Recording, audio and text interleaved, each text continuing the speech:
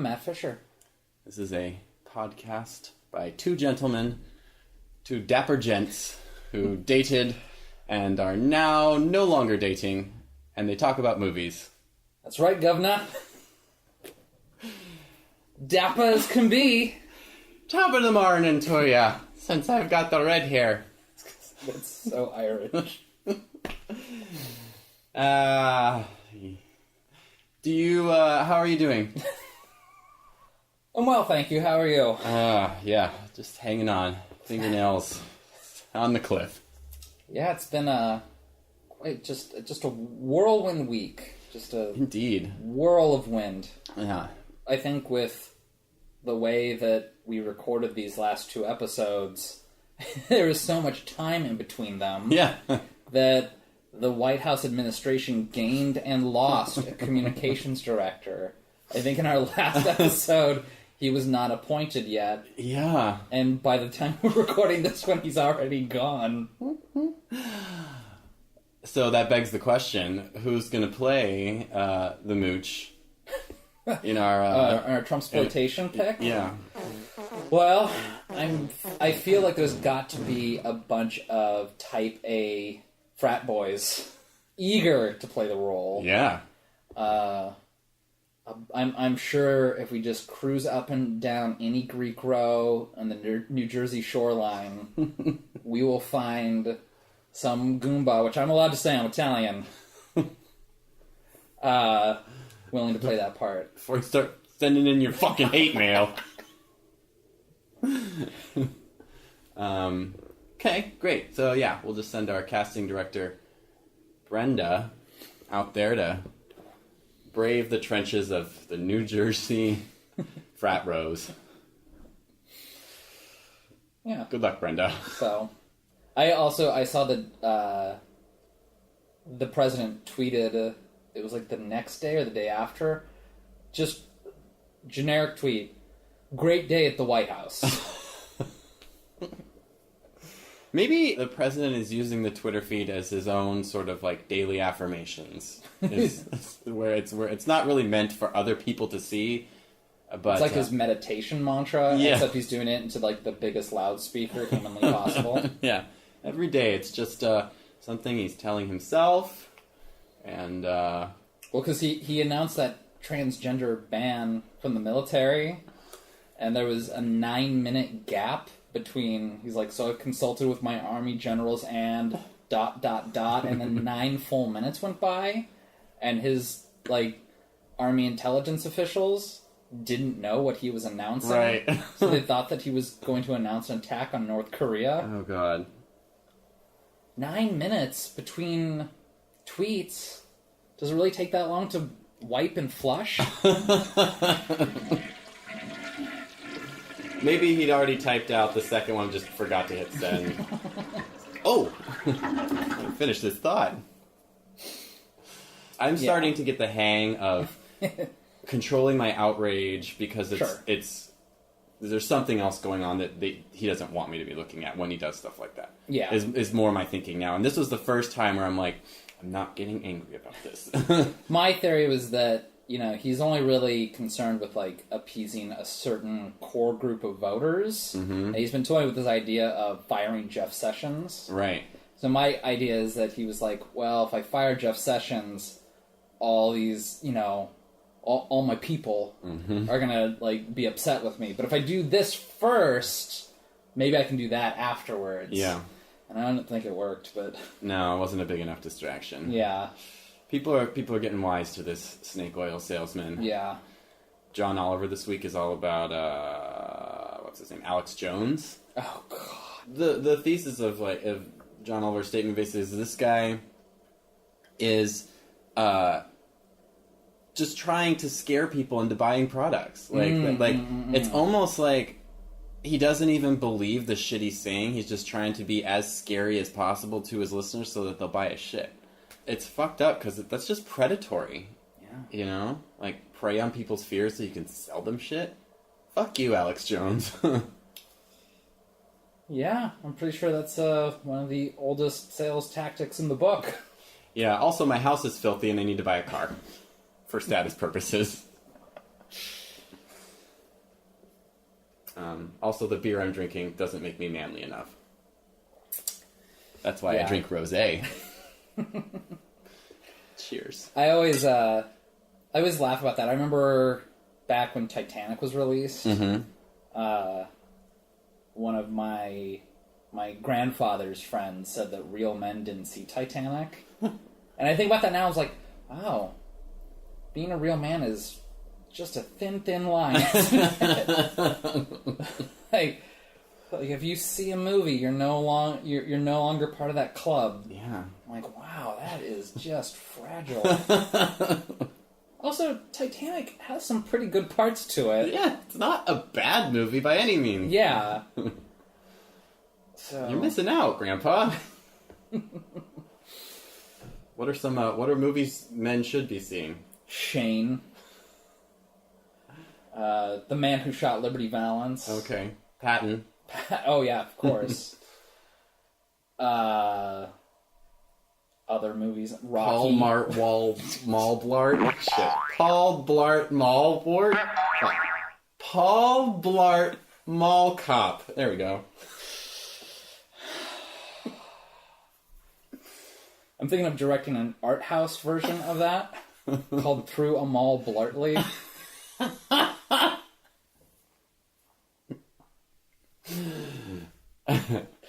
Let's greenlight this. Did you watch anything last week? I did watch something. I was feeling kind of bummed last week at one point, and just various reasons. And I was like, I just need some comfort. And after recording the Star Trek episode, Star Trek 6, I realized they're all available on Amazon right now. So I'm going to watch Star Trek 4: The Voyage Home. Oh, okay. And so yeah, I watched that, and it is a delightful movie. It is, isn't it? It's a lot of fun. Yeah. I forgot about the crazy CGI sequence when they travel back in time. Oh, okay. Where it shows like the clouds forming into the faces of the crew. Yeah. Do you remember this? Yeah. I'd forgotten about that. That was kind of fun. And was the plot any more believable watching it this time? No, I mean, it's like I was able to suspend my disbelief for it this time. Okay. And I wasn't hating on the whales. I just it still does seem a little silly to have aliens be like, no, you guys shut up. We're trying to talk to the whales. Like, What do you suppose they talk about? How How you been? Yeah. What did you watch last week? How's the water? Oh yeah, our planet has water too. Yeah, neat. Well, better get this probe out of here. It's killing your planet. Glad to know you're back, and we'll talk to you in like 500 years. Bye. That's what I imagine it's like. Good riff. How about you? I've been going through the Rocky franchise. I've watched the first two so far. Okay. First one's okay. It's sort of fun to see like a training montage when like people didn't know how a training montage should look. Oh yeah. And then when I watched the second one, I was like, this is just Rocky. They should call this like Rocky as well, like Rocky TOO, because it's like the same damn movie. I like the training montage a little bit better than the second one, if for no other reason than that's the one where he chases a chicken to like get his speed. I will say in Rocky 1, there's a scene where Sylvester Stallone is like running to get into shape, and then he starts sprinting, and it really looks like he's sprinting. I was like, Sylvester Stallone actually had to like be in shape for this role. Like it wasn't just bulk; he had to be athletic to do this. Because it's not like, I mean, maybe they did. Maybe he ran once and like, we got it, we're good. Let's go to the next one. But he probably had to do that scene at least 2 or 3 times. Wow. Is that the one where he ends up at the top of the stairs? It's part of that. Okay. There is one scene that's just like unbroken lateral tracking shot of him like running down a Philadelphia street. Okay. I've never seen it, so it's okay. The first one's like, it's got its moments, definitely. I just know that the year that won Best Picture, it was up against like crazy good competition. Oh, was it? Yeah. Let's look it up because I just remember it's like all 4 of the other movies are like, what the fuck? All the President's Men, Network, and Taxi Driver. Holy shit, right? And Bound for Glory, which I've never heard of. Yeah. But yeah, that's crazy competition to win out in. Crazy competition. Yeah, All the President's Men is a great movie. Network. Yeah, that's one that Aaron Sorkin cites as like a big influence on him because it was like the first movie that didn't wait for news to be history. To become a movie. Yeah, 76 is like right after. Yeah, so Nixon resigned, I think, 74. 74. Okay, yeah. Something like that. So the movie was, pretty close. Network is a classic. I mean... Oh, yeah, Network's great. It's in the AFI Top 100, though. Yeah. Let us never so speak you'll of never... it again. You'll never hear it from these lips.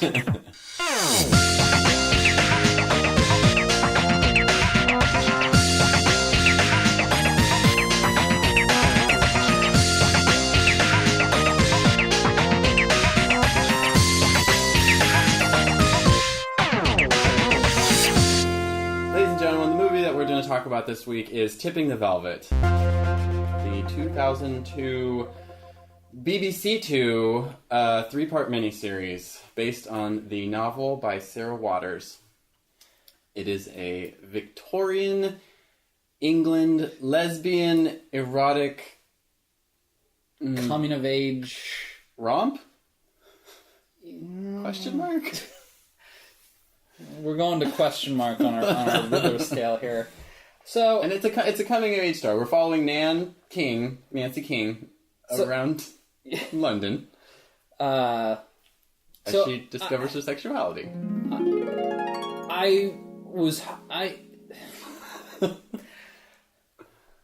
I thought they'd address the phrase "tipping the velvet" somewhere in this miniseries.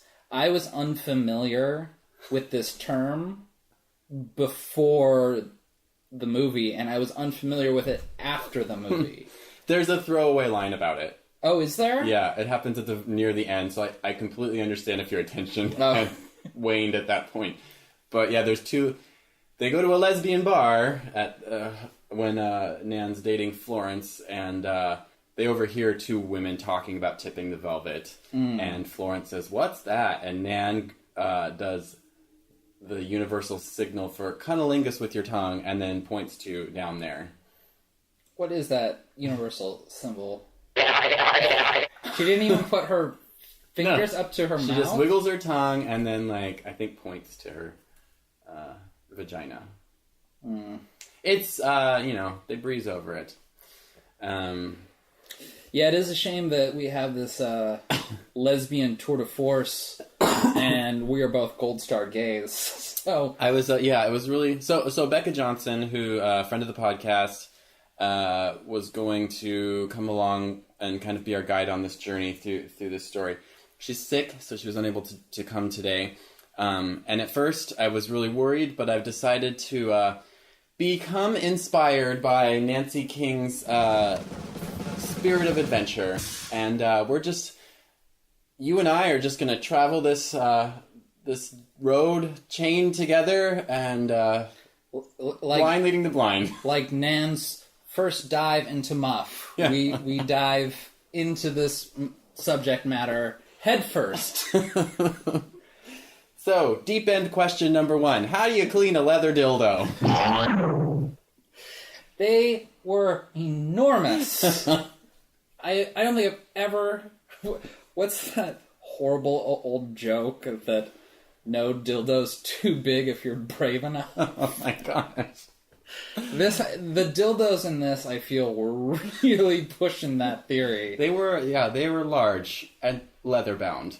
So, alright, we can't not talk about the oysters, which of course reminds nobody of anything. But open an oyster, and it's like a secret world in there. And that's how it was with me. Yeah, the symbolism of her being an oyster shucker is not lost on me. I mean, I don't know how it could be lost on anyone. If this was like 3D television, you'd smell the herring coming at you. Oysters, perhaps the most yonic of animals. Nan King works in an oyster house, and she smells like salt water, which her first love, Kitty Butler, says that she smells like a mermaid. Yeah, it's actually a sweet moment. Because we think that... Because Nan is suddenly very self-conscious about the way she smells, but Kitty assures her that, no, I'm into this. You smell like... I know. Like a herring. Not a bit like a herring. Like a mermaid. It's, How many fish jokes can we make before it's inappropriate? I don't have that in my notes. See, this is something I was hoping Becca could help us with. So it was the premise, basically, she's an oyster shucker and in Whitstable, which is, who knows, somewhere in England. If you're from there, you probably know. But she sees in town this male impersonator named Kitty Butler, who performs an act where she tosses a rose at the end to a woman in the audience, whoever her favorite is. And I gotta say, she really launches that rose, because that first time she throws it, it goes into the balcony. Yeah, I was gonna say, she's not, like, thrown into, like, the first row. Yeah. It's to the nosebleed. Yeah. Like... Or maybe it's a super small theater, I don't know. But, so Nan becomes infatuated, and she can't really explain why, but she's just like, man, I like this lady. Yes, so she starts frequenting the venue and leaves right after Kitty Butler's number. This is much how I imagine I would be if Chris O'Donnell, say, was performing at a theater when I was 15. He seems like a cool guy. Yeah, he just seems really cool. Yeah. Opinion for a moment. I don't think Kitty Butler nailed her tunes. We said goodbye with a tear and a sigh, and whispered all the pretty things that sweethearts say. I don't think she nailed her look. She was kind of flat. I don't know. Not the strongest male impersonator? So, I don't know how you feel, but every now and again, I'll be like, oh, who's that cute little twink? Oh, it's a lesbian. I get that. That has happened a lot, yeah. Soft butch. It fakes me out every time. Every time. And so I was kind of hoping Kitty Butler would be in the soft butch category, but no, it just kind of looked like a girl in a suit. Yeah. It didn't really create the illusion of eroticism and wonder, I think, that the story was going for here. That Nan would be entranced by? Yeah, because it just seemed like, you throw top hat and spats on a chick and suddenly sploosh from her vajay. Remember when Nan masturbated in the bed next to her sister? She did? I don't remember that. Yeah, I need to specify this. Not the bed next to her sister, in the same bed while lying next to her.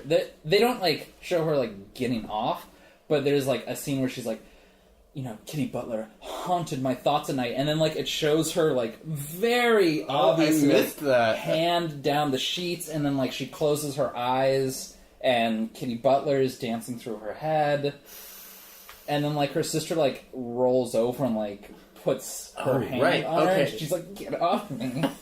You're ruining my moment.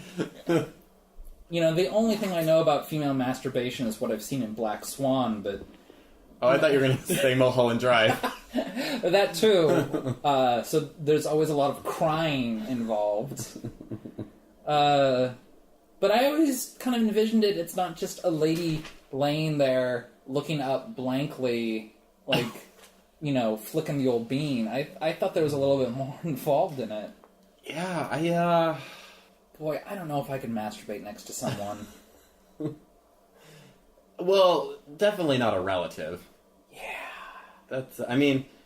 Maybe this is character development for Nan. Maybe this is like, she's the type of woman that would. That her sexuality was just blossoming at an unheard of rate.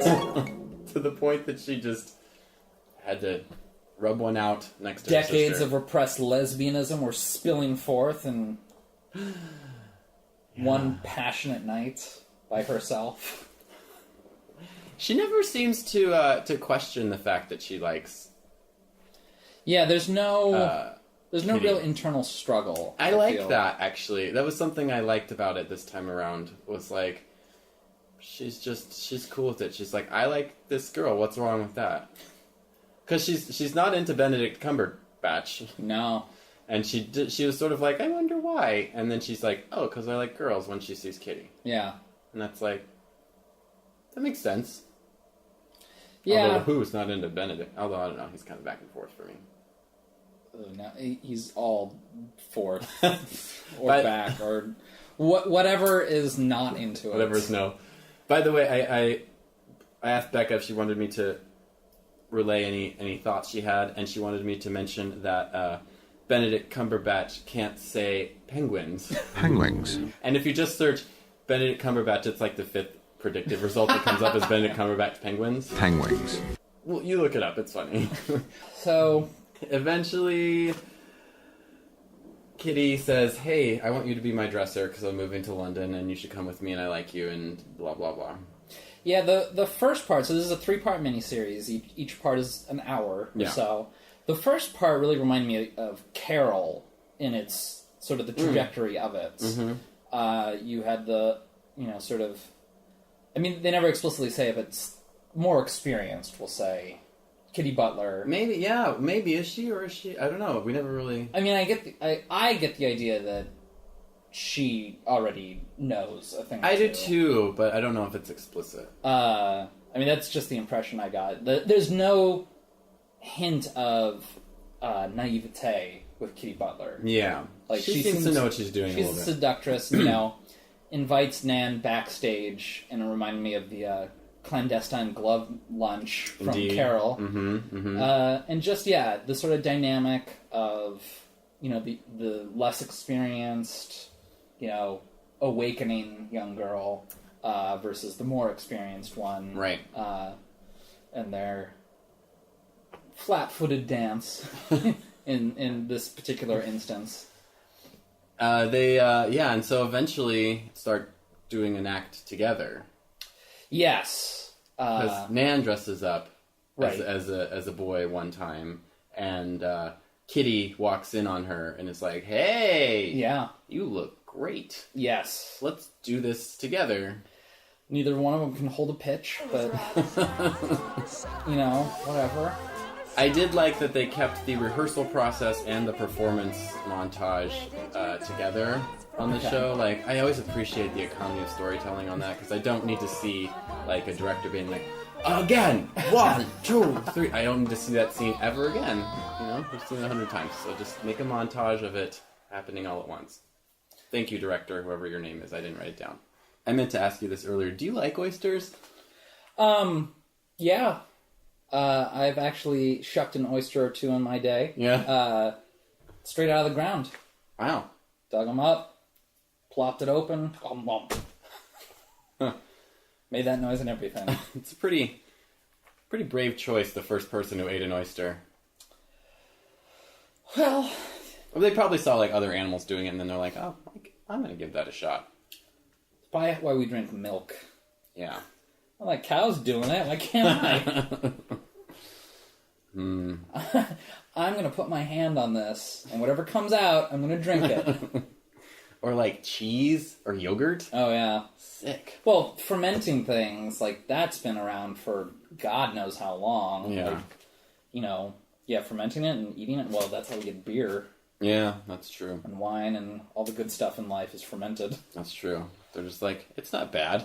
It's better. It's like the first time someone mixed chocolate and peanut butter. Yeah, I'd be like, fuck. Wait a minute. Anyway, somehow they fall in love. I don't remember. I mean, my notes go, like, straight from, like, them hanging out to them Benny Hilling the sex scenes.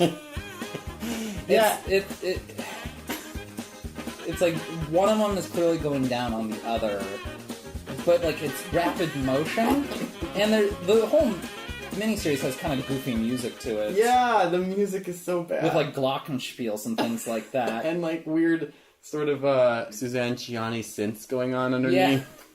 And so, I don't know, you just have this, like, sped up scene of them having sex, and as much as I'm bad-mouthing this, I can see why it made a compelling novel. Yeah. Because really one of the problems is, like, they're just burning through the story here. Like, they're giving you no time to sit with an emotion. Uh-huh. It's, you know, Nan sees Kitty Butler and is immediately in love. Like, there's no period in which we're just, you know, resting with the allure or the deep-seated eroticism that she's feeling. It's just bam, bam, bam. Right. It all happens very fast. So, like, I remember now. They have a successful show, the two of them as male impersonators, and they're having, like, share a kiss on stage and da-da-da. And then, they're celebrating one night, and some dude wants to dance with Nancy, and they're waltzing, and, Kitty gets upset, and Nan chases after her, and then they're in a carriage ride, and they start kind of fighting about, and, like, just emotions are running high. And Kitty says, I hate the way you make me feel. Which is the new, I can't quit you. Yeah. And then they start making out and having sexy lesy time, and then they're, like, in love. End of chapter 1. Yeah, basically. Well, but then she goes back home to Whitstable, but she brings Kitty with her. Yeah. And, as, like, her special friend. Yeah. And, like, the family is great with it, except for her sister, who's like, I know what's going on. And it's gross. She's like, but she's still. You need to get back here and sell these oysters. You can't be gallivanting about. That's a quote from the movie.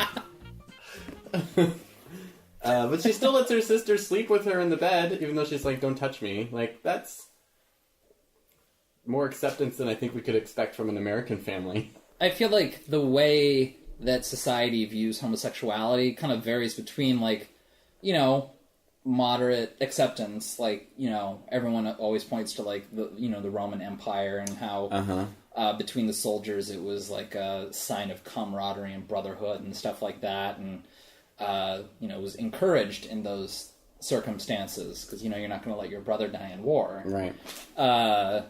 And you know, then we get, like, you know, 1950s America where it's, you know, if you're caught doing it, then the Vice Squad will get you and throw you in jail. Right. And I think this is just sort of that middle period where it was, like, acknowledged that it's real, and, like, we don't talk about it, but everyone knows that it happens.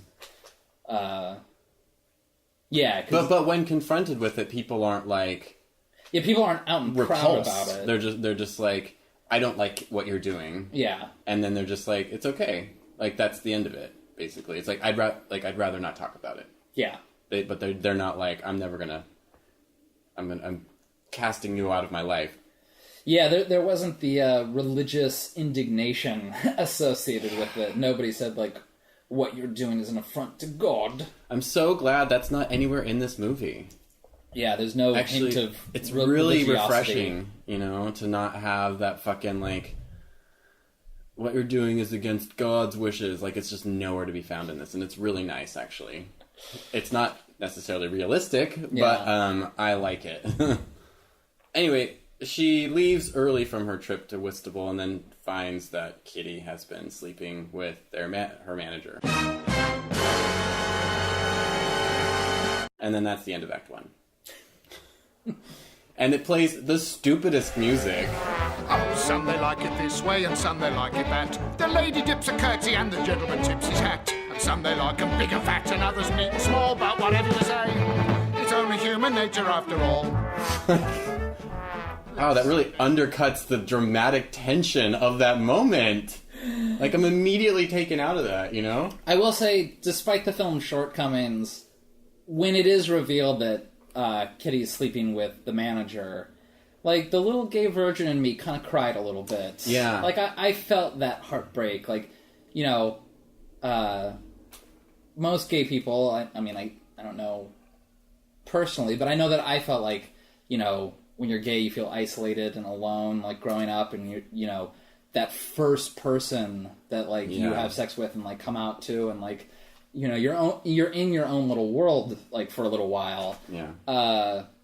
because you just, you never thought you'd find that sort of thing. Mm-hmm. And, and when it shattered, which it shatters for all of us at one point or another, when that shatters, it's heartbreaking that first time. I gotta say, there's one thing, I mean, there's a few things I do like about this, watching it the second time through, I'm shocked to say. But the one thing that this movie really does get right is that feeling of having a secret first homosexual relationship. Like, we, as gays, go through different rites of passage, I think, than straight people.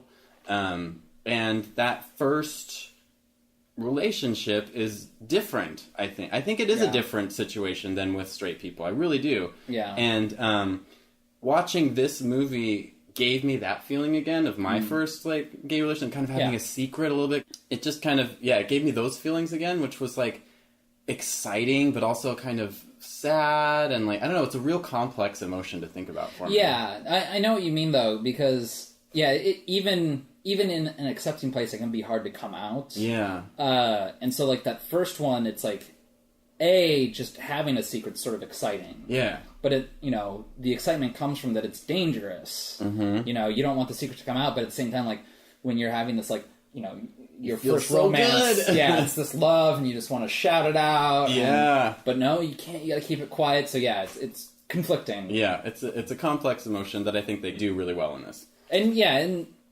it's one of the reasons I feel like the book would have captured it really well. Right. Because you would have spent more time with Nan, you would have gotten more of her inner dialogue, you would have really just gotten more of her perspective on the whole thing. But, to a certain extent, the film sort of succeeds in that manner. And then the heartbreak she experiences. The first scene of Act 2 is really great. Like, I felt like her acting was good. It felt really sad. It's really emotional, the first 5 minutes. Kitty and I are going to be married, Nan. I'm sure in time you'll come to see it's for the best.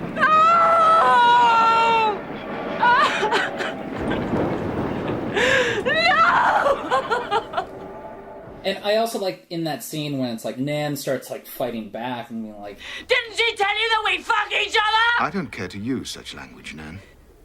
And if I did, I wouldn't use that word for anything a pair of girls can do. You need a man for that, I think you'll find. which I'm sure lesbians love to hear. Yeah. But I really think this movie kind of takes a turn for the worse at this point. Because Nan leaves and takes just her stuff and then just finds a room where she wallows for like 2 months. Mm-hmm. And it's the least interesting montage of somebody losing their mind I think I've ever seen. There's like cuts of her just pacing and wasting away. Which I'm sure in the book was like thoughts running through her head, or just the feelings of her, you know, no longer feeling like she has a point in life. Right. Or that, you know, the passion in her life has been swept out from under her. But it's not conveyed super cinematically. No, it's not. No. And then it goes in... She decides one day to just go out dressed as a boy, because she still has her boy clothes from the performance thing. And she finds she kind of likes that, which is cool. You know, drag saves the day again. But then gets propositioned by an old man. She accepts the proposition. There's the worst blowjob scene I've ever seen on film. Like, are you saying that the dick cam wasn't convincing? Like the camera from like behind the zipper? I don't know what the fuck this director was thinking, because it's just like this man who's like, hoo hoo hoo, hello, like his eyes are crossing. They may as well just like, they may as well just be, wow, wow, wow. Like, steam actually came out of his ears at one point. His top hat flew up in the air. It was... it's just insane. It's ridiculous. Also, so alright, we're Gold Star gays. If we went down on women, I would say the odds would be against us for us to like cause that reaction in someone else.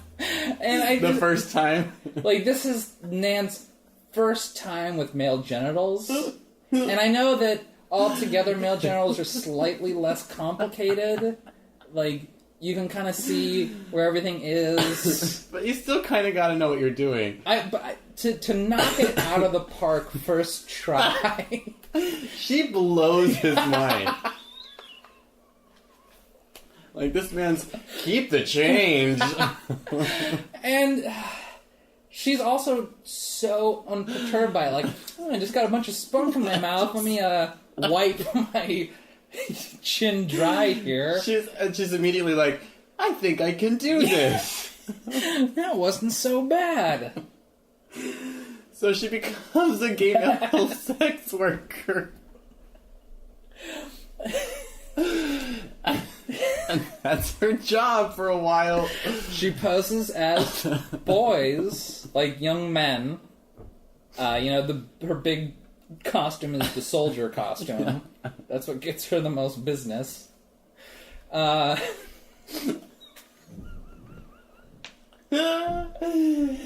sorry, it just gets so ludicrous from here. The second act of this is just awful. But I mean, she is swallowing load after load, and she's never not once thinking twice. And she never once gets an STD. Oh, She's there's like, no penicillin shot. Well, I don't know what you would do back then if they. I don't even think they had penicillin, but yeah, totally... no negative repercussions from her handing out beads. Seems like male prostitute was a lucrative business in Victorian England. God. Jeez, seems pretty easy, too. Oi! This sure beats shucking oysters!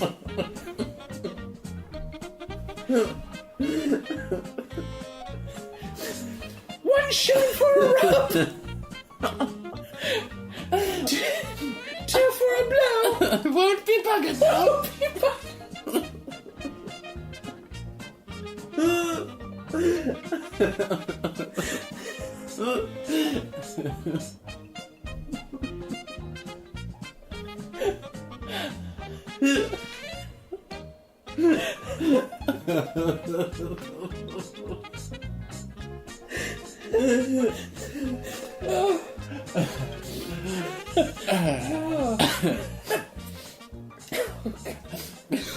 Then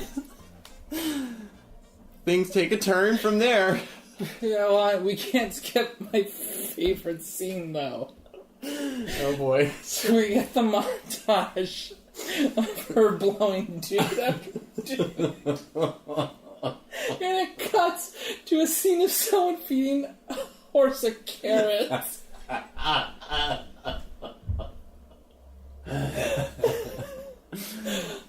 As if they were being subtle about what was going on. You mean the camera inside the pants? Her looking as she pulls open the zippers wasn't enough. Here you go, Secretariat. Have yourself a 13-inch carrot.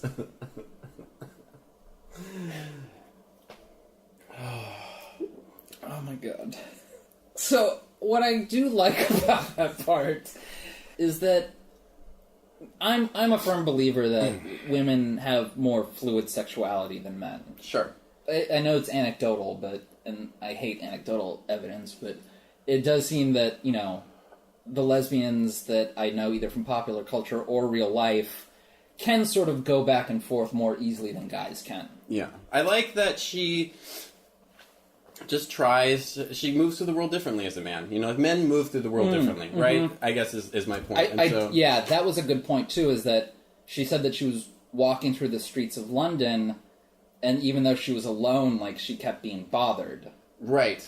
But then when she was a man, it was fine. Yeah, she got, propositioned by a prostitute as she was dressing as a man, but other than that, everyone just let her be, go to her own business. Right. And so she's using that to empower herself. Basically. Yeah, a little bit, basically. Which is great. Yeah. But then things... Oh, jeez. So, gets propositioned by somebody, and it almost turns into a buggering.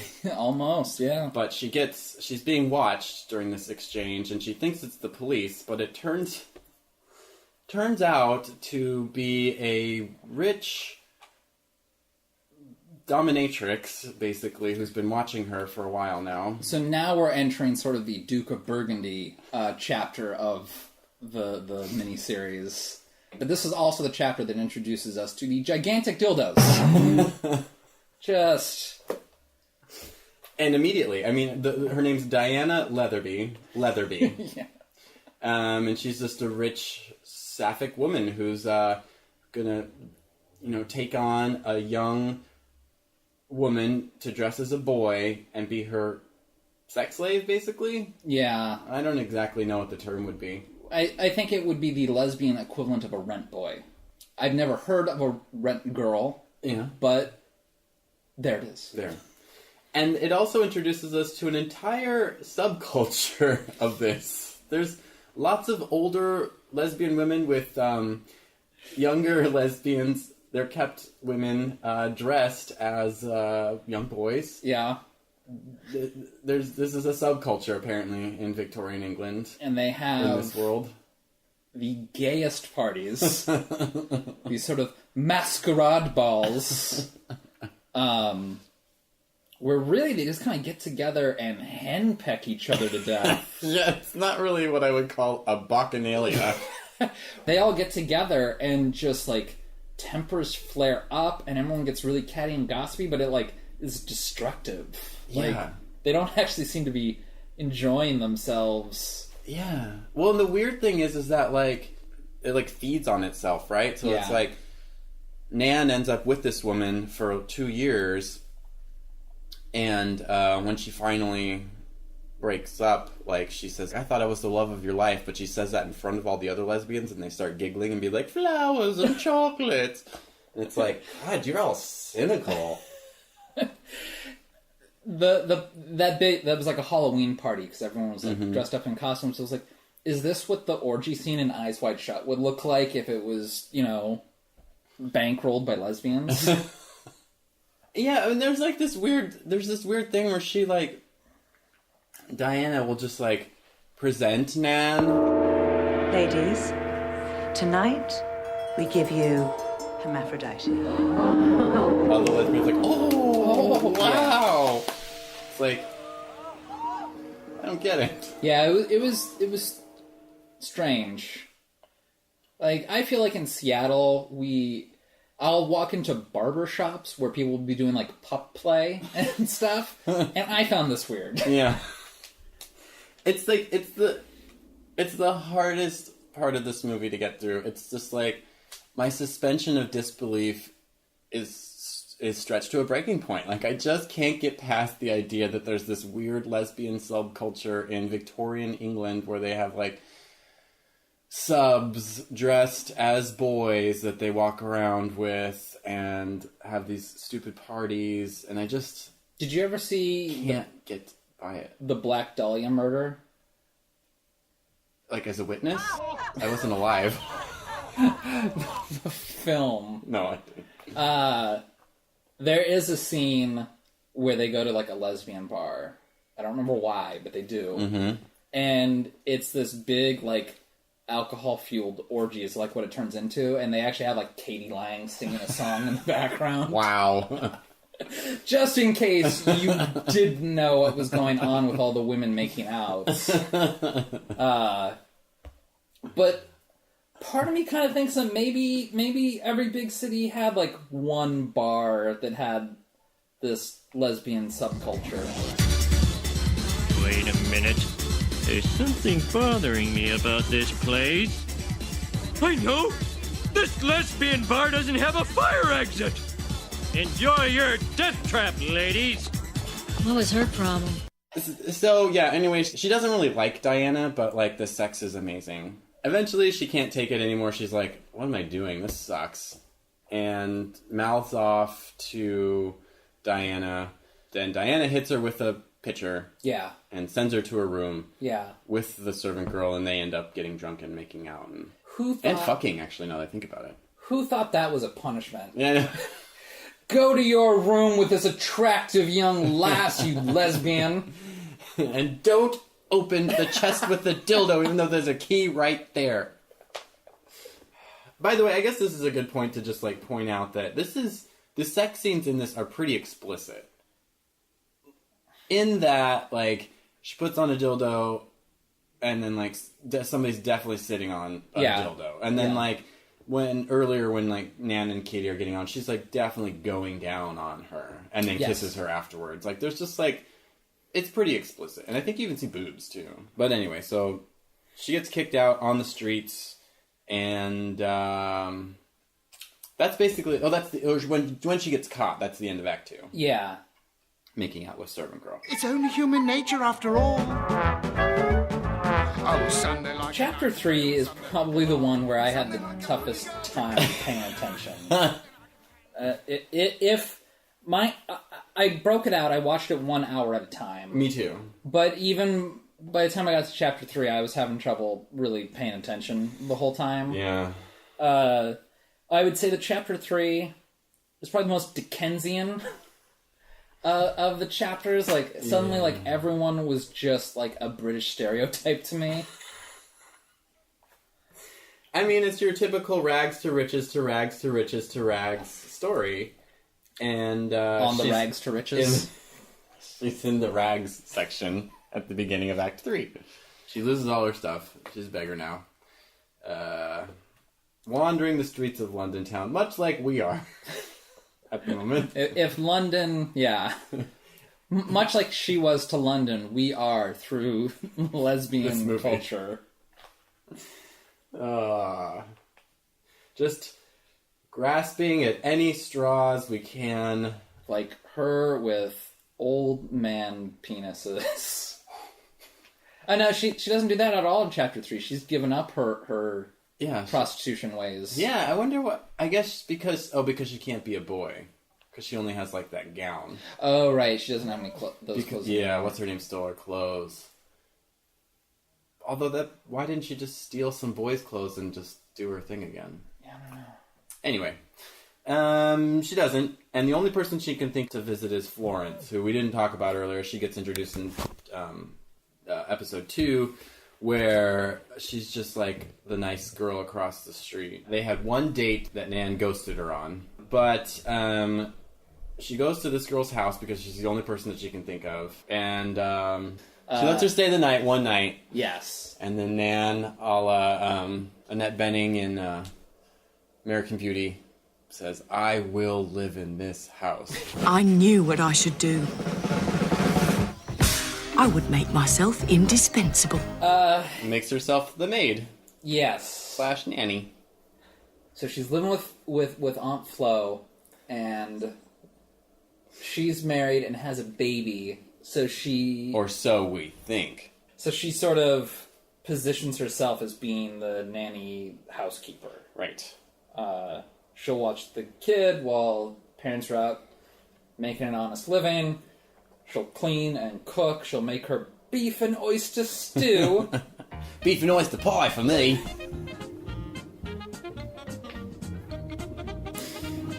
By gosh, she makes the best oysters there are.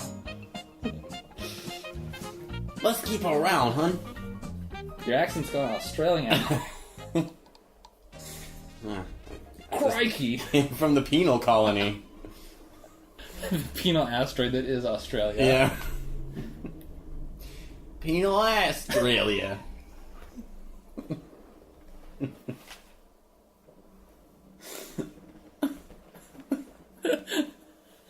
This is what this podcast is going to. Oh, God. Period jokes and dirty puns. Thankfully, no one is listening anymore, so we can say whatever we want. If only we'd had a moral compass to guide us on this episode. Becca, where are you? Someone to put us in our place, at least. Oh. Anyway, we learn that Aunt Flo turns out not married. That's her brother. And that the baby is the baby of a woman who used to live with them that Flo was in love with and who died during childbirth. Yeah. We also get introduced to maybe my favorite character from this movie, Annie Price. I'm Annie. Annie Price. Sanitary inspector. Oh! Lesbian. Redhead. I was gonna say, isn't she only in the movie for like 2 minutes? I don't know what... I want to know her story. I for some reason, when she came in and she's like, I love sewer work, I'm like, tell me more. Like, is she a more fleshed out character in the book, or what? Like, yeah, because like she comes in, clearly like blue collar, she's got her overalls and whatnot, and yeah, she mentions how, she worked for like the city sanitation department, and it's definitely inferred that like she shovels shit for a living. It's the stinkiest job in London, and I love it. Anyway, we find out later that Annie Price is a lesbian because at the lesbian bar that they go to, she's there, hanging out. Also, Florence happens to be a lesbian. Yeah, but is still sort of half repressing it. Yeah, she's upset about the girl who died during childbirth because she was in love with her. Yeah. And that's actually kind of an interesting thing because, you know, at first, once Nancy admits that she loves her, Florence is like, oh, but I love this one girl and I could never love again kind of thing. It's sort of like the worm has turned on Nancy because, you know, Nancy's been like, no one will ever be like Kitty, you know? Yeah. Oh, well, I took it to be like, they're on different pages. Like, Nana's already gone so far in like the lesbian journey, and Florence is still sort of working through it. Okay. And it's like, even though I actually thought that it was good because like a telling point in the character development that Nan was now able to see a lesbian, even though she was attracted to another lesbian. Yeah. She knew that they were emotionally not compatible for one another. Right. Which, you know, as we get older, we kind of all are. Like, we might be aesthetically attracted to someone, but are repulsed by their obsession with Rihanna videos. That shows that Nan has grown. Yeah. And I think, once again, I think the book might have portrayed that a little better. Yeah. But that's the inference that I got out of it, is that, you know, while she liked Flo, she knew that it wasn't going to be anything last year, and knew that it wasn't going to work, or that this wasn't the time for them. And then Flo has an evening where she's thinking about shit, and then she's like, you know, let's give it a go. Mm-hmm. And they do. And it's great. So why does Nan move back home? I think I missed that part. I don't think she does. Oh, I thought... Because they show her, like, going back home... Yeah. Well, there's the whole... Real fast, there's the whole thing where, like, Kitty comes back and is like... Yeah. I want to be with you. And Nan's like... Which, yeah... I don't want to be your secret lover anymore. Yeah, which I was like, bravo, Nan. Yeah. And then there's, like, a If they ended up together, I would have been really upset with how this movie ended. There's a quote-unquote tense moment at the end with, like... Nan performing, and who's she going to toss the rose to? Is she going to toss it to Nan or Flo? And it's like, she's going to toss it to Flo. And she does. But then, the very last scene is Florence and Nancy. I mean, we may as well just call them Flo Nan at this point. Back in Whitstable, and saying, like, well, ready to meet the family? She's like, I guess so.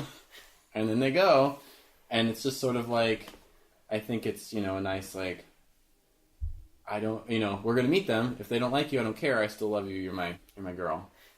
Which is nice. But it's a happy ending. It's only human nature after all. You think she went back to oyster shucking for a living?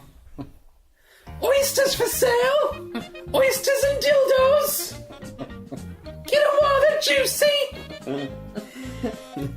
You stop, you over there. You look like you could use a good shucking. Can I interest you in the 40-inch dildo? You look like a man who needs help satisfying his wife.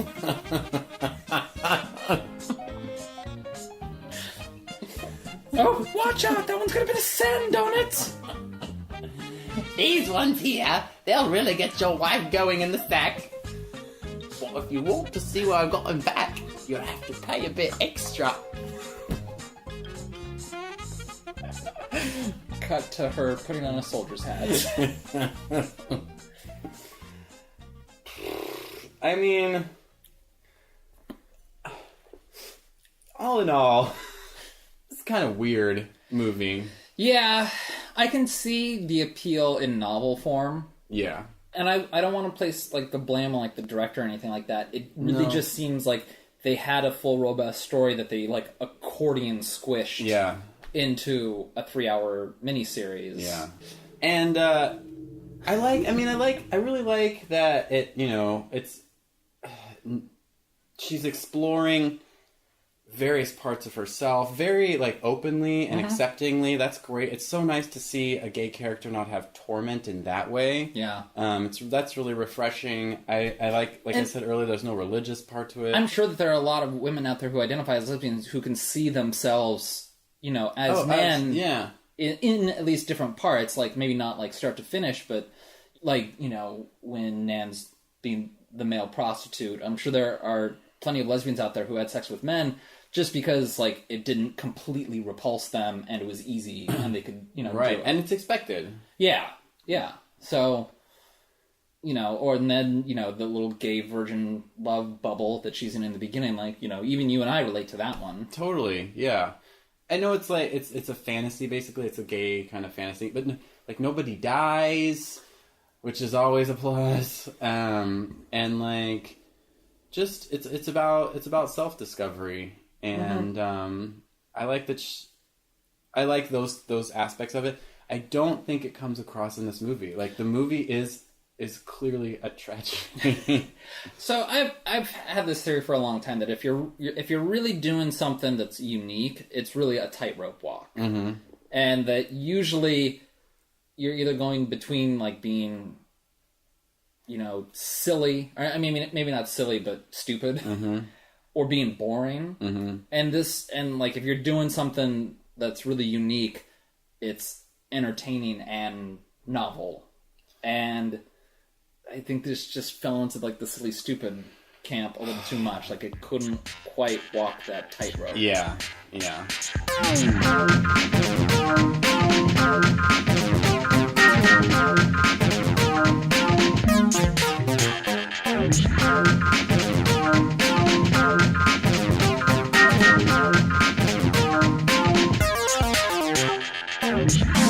Well, Matt, I appreciate you being game for going along with me on this journey. What do you want to retaliate with? So after watching this 3-hour epic, I kind of want to watch something that defines maybe like popcorn movie. Oh, okay. Like something that's just straight up entertainment, just like good old fashioned like sit, watch a movie, and not have to really deconstruct it to enjoy it. Do backflips to justify it? I want to watch Danny Boyle's Sunshine. I've never seen it. It is a fine film that is ruined by its ending, and you'll get to it. Oh. But the, you know, preceding 110 minutes are very good. Okay.